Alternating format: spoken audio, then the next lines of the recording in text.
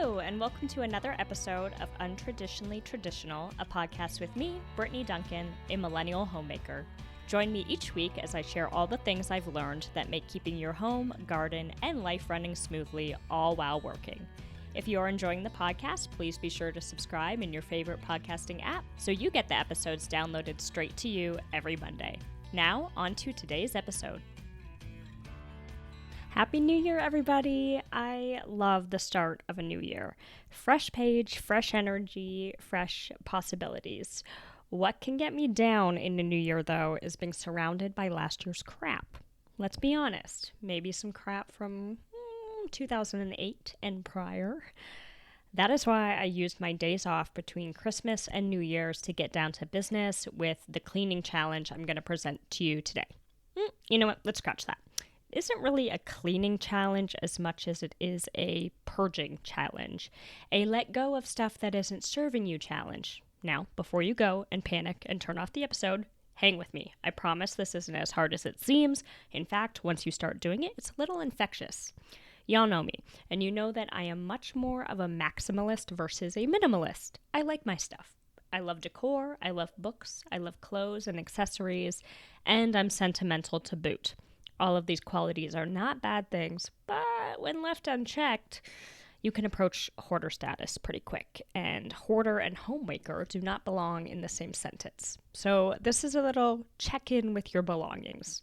Not a novel idea. Marie Kondo is famous for asking items if they still bring joy, and it's a good question for number one. But if you're like me, that's not going to retire many items because a lot of my things bring me joy. So question number two that I have used is, have I used it in the last 3 years? If the answer is no, and it's not a one-of-a-kind sentimental item, to the donate bin it goes. Question number three is, and this is where we really start to fight the inner hoarder, is this an item I kept because it might be useful one day? You see, I even hesitate to spit that out, but just like my capsule wardrobe episode about building closets for today and not someday, we are keeping items that serve us today, not one day, okay? So if it might be useful one day, that's not today, let it go. So now that you've got your guidelines, does it bring me joy? Have I used it in the last 3 years? And was it kept because it might be useful one day? You can start to tackle the project at hand, baby step by baby step. You decide on what that looks like for you.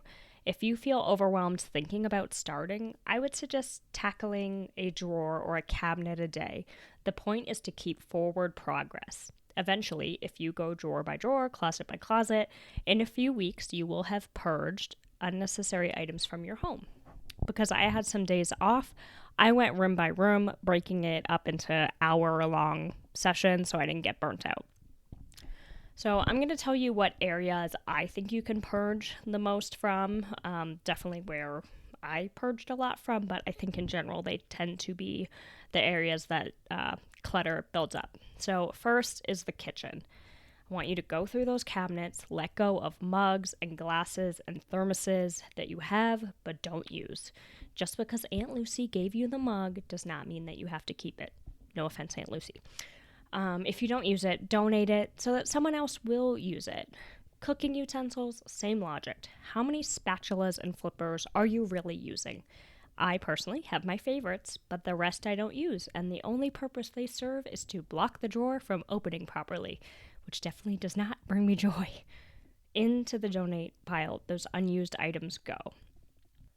Food. Let's take that 3-year mark and move it to 1 year. If you haven't used it in a year, get rid of it.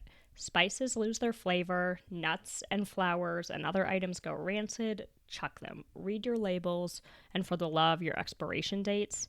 If it has passed, even by only a month, let it go. Listen, I know that's hard. My grandmother grew up during the war. That trickled down to my parents. They like to keep things. My mother-in-law is a refugee. I've definitely got the influence to not be wasteful. So, caveat, if you refuse to let it go, say it's that can of beans that's only a month expired, I'm with you. I don't think it's really bad. If you refuse to let it go, force yourself to leave it on the counter until you use it. This is a way to make sure that you feel really strongly about keeping it.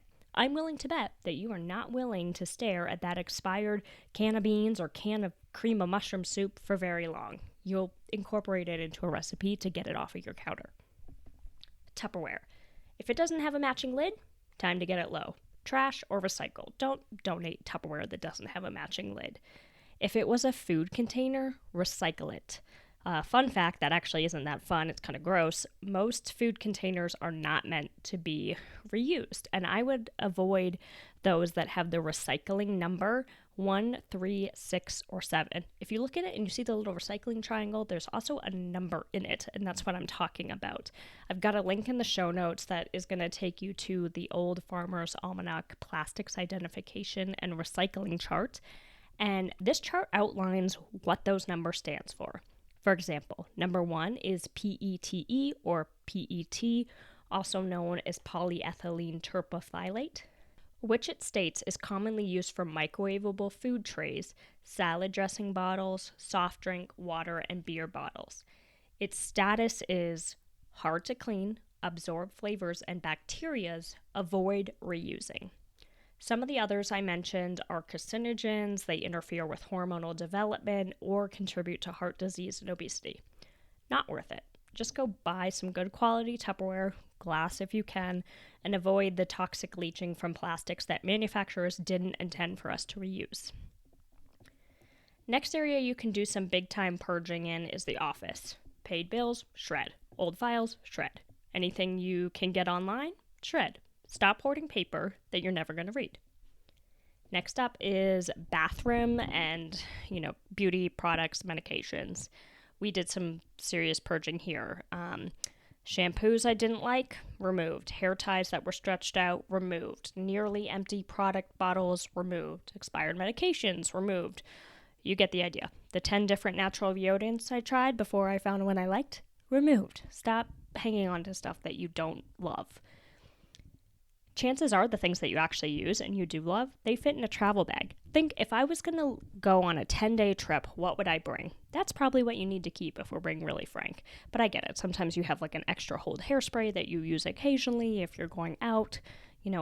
Keep that kind of thing that you actually use. But if it's one you don't like, let it go. You're going to feel so much better with less stuff around you that you never use. Finally, and this is the biggest one for me, the closet. I recorded about capsule wardrobes and simplifying your closet on episode 15, which came out in July of 2023. I've got the link below if you want to listen to that. But 5 months later, more purging to be done. Here's what I let go of.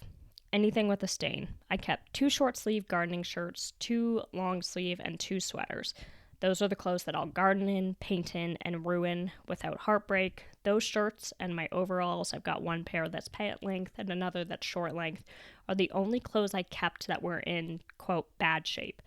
Everything else that was too small, stretched out, or stained went to donate. Socks that lost their mate, trash. Bras and underwears that had seen their day, trash.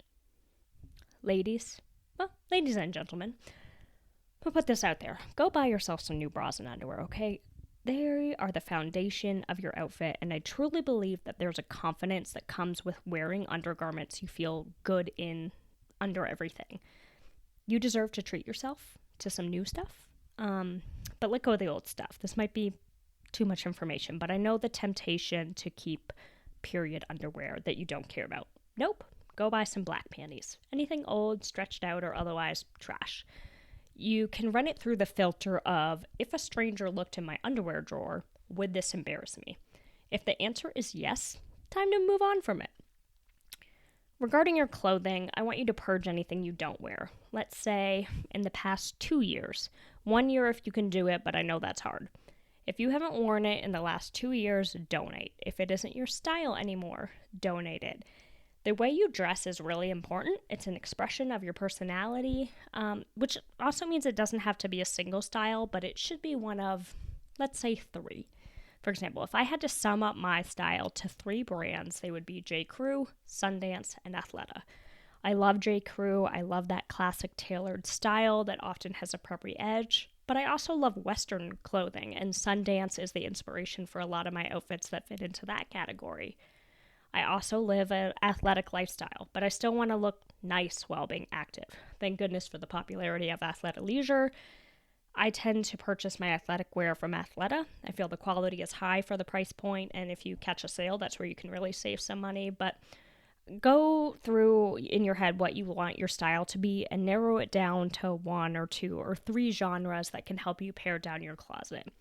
Of course, there are going to be pieces that don't fall into one of those categories, and if you love them, that's totally okay. The goal is not to put you into a box, but help ease the decision of whether or not you want to keep something. Through 4 days, I went through our entire house, room by room, drawer by drawer, and cleaned them out. Now, to keep this up, once a week I'm going to tackle a section of the house to keep up with it, and every quarter I should have moved through the entire house so there isn't a big clean out needed at the end of the year. If nothing else, this process allows you to take inventory of what you have and what you might need. If your cough syrup had 1 serving left, add a bottle to your grocery list so you have it on hand. If you need new bras, make note, and next time you get a sales email, order some. If your inbox is anything like mine, you've received 12 emails in the last month, so maybe just scroll back a week or 2. Keep up with what you have, what you don't need, let it go. When you determine you need something, purchase it. In terms of spending, once you go through the house and purge, I expect that you'll be less likely to make those quick purchases for things that you don't really need, which is a good thing. It's a good foot to start on for the new year, where many of us are trying to get on track with a new budget and savings goals. All right, that's all for now, everybody. Join me back here on Friday for our first Friday episode. I asked y'all on Instagram if you'd be interested in me adding a second episode each week to break down a topic or tip in short format, and you wanted it. So here we go. Friday's episode is going to be talking about raw milk. What's different about it? How do you choose it? What to be careful of? And more. Thanks for listening, and I'll see y'all back here on Friday. Thank you for listening to this episode of Untraditionally Traditional. If you enjoyed the podcast, please share it with those special people who would love it too, and write a review. For more tips and photos of my home and garden, follow Untraditionally Traditional Pod on Instagram. Until next week, let's continue to make our homes places of joy and service to ourselves and those we share them with.